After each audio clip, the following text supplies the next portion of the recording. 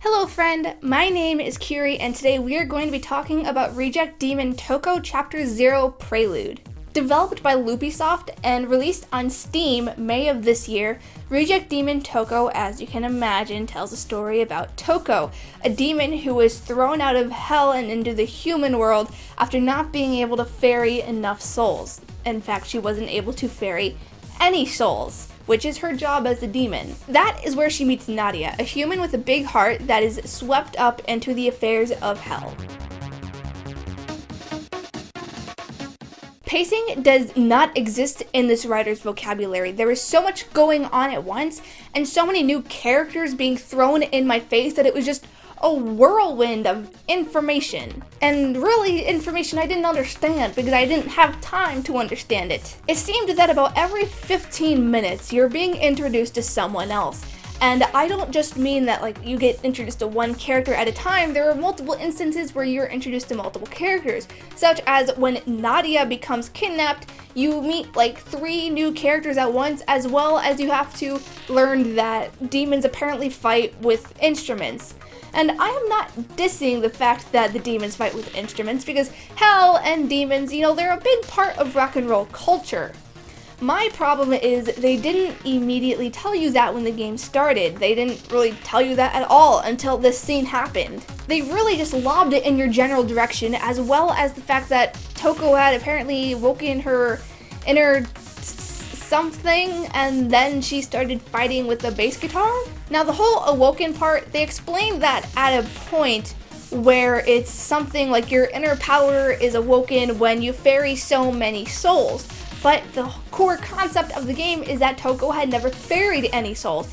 And they did explain that her being emotionally bound to Nadia had something to do with it, but that still doesn't really make sense. In all honesty, the only time the writer ever actually explained anything was when they gave you a big still of hell with some rock song going on in the background, and then they threw a giant wall of text at you where you're given like dozens of pieces of information about the game, and I'm sitting here like, I can't absorb that much information at once, especially when you're not even explaining anything, you're just telling me things, and that's just lazy. And speaking of Nadia, who I mentioned earlier, her entire character concept is fucking creepy. She finds this tiny, near-naked girl wandering around in the middle of the street. She finds out she has no place to go, she has no money to support herself, so she takes her back to her apartment, and then she starts making all of these sexual advances onto Toko, which she initially rejects. But then Nadia just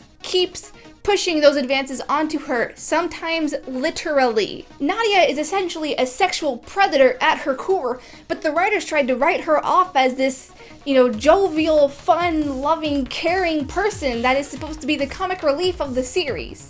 Or game, it's supposed to be a series, but then Toko goes from being uncomfortable to head over heels for Nadia, and the only thing I can think of is how this is almost like a weird form of Stockholm Syndrome. Then when it came to the actual speech and thoughts, I honestly felt like I was reading something from like a 15-year-old's fan fiction. You know how when you read an online story, you can tell that someone is a novice at writing, or you can tell that they're young? That's how I immediately felt with this game. Toko just felt a lot like some Mary Sue that the writer tried to push into some lesbian relationship as a form of an edgy rebellion. And with the exception of Toko and Nadia, there wasn't any real deviation in characters in the way that they acted. Everyone acted the same, they were as shallow as a rain puddle, and really they were just as boring and flat as a plain sheet of paper. Also, I think the exposure is like really high. I'm sorry, I'm still trying to get used to this new camera.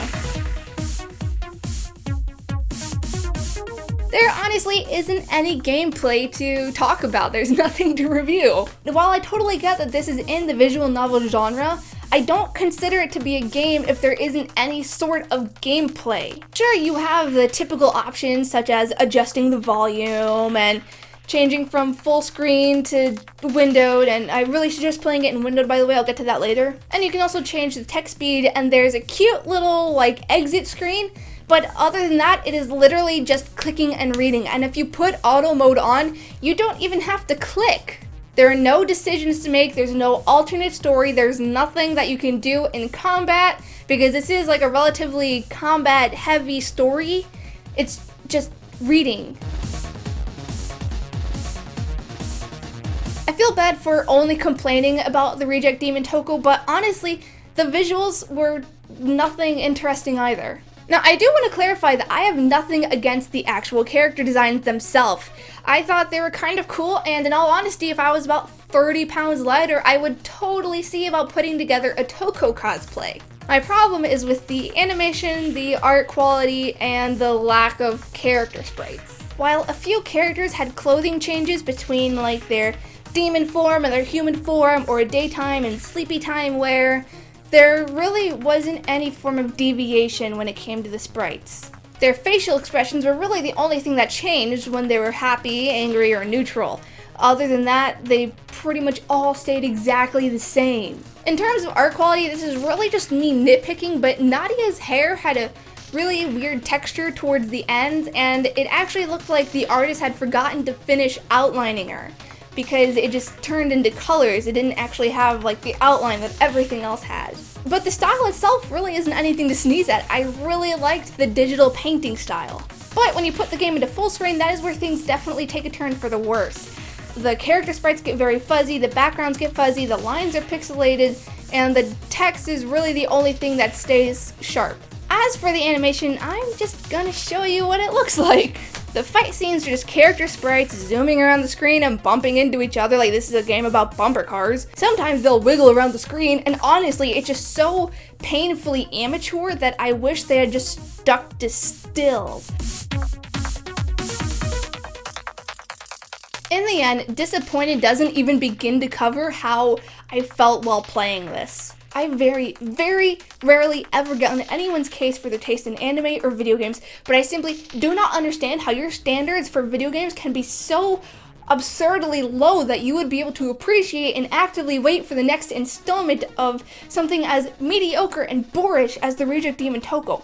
Because even if you are a total sucker for fan service, the fan service in this game is so forced and uncomfortable that even someone with the strongest fetish for lesbian relationships would be put off by this garbage. The soundtrack wasn't even capable of saving it, because you guys know that I am a sucker for soundtracks. If you have a bad game, if you have a good soundtrack, I'll at least praise that. But this game alternated between like some good rock music, which honestly wasn't that bad, but then it would transition into like awkward 80s wonder music. There's a reason no one uses that anymore. I mean, it didn't immediately crash my computer upon installation, so I guess it has that going for it. Anyways, those are my thoughts on the Reject Demon Toko Chapter 0 Prelude. Have you played it? Are you gonna rip me to shreds because Devon is your waifu? Let me know in the comments below. Otherwise, you can find all of my social media in the description. Happy and birthday, and I will see you later. Bye!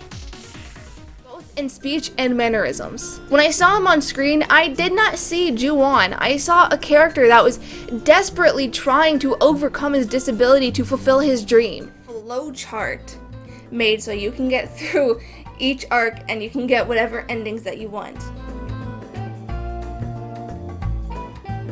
When it comes to gameplay, I can't really say that there's anything outstanding about